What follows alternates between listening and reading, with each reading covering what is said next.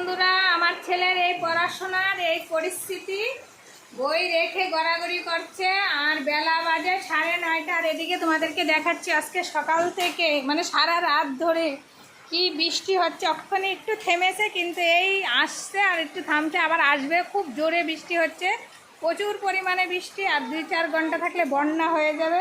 আর আমার ছেলে মেয়ের অবস্থা দেখে এদিকে মেয়েটা কি করছে,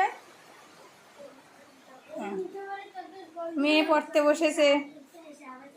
তো আজকে প্রাইভেট ছিল, সকালবেলা যায়নি।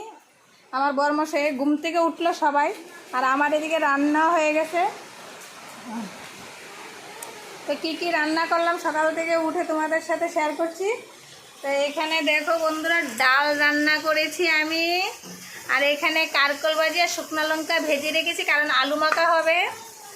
আর এখানে ভাত হয়েছে, এখানে সর্ষে বেটে রেখেছি, আর এখানে ভেন্ডি রান্না করতেছি। কারণ আজকে তো বুঝতেই পারো, আজকে এমনিতেই সারা রাত ভর বৃষ্টি হয়েছে।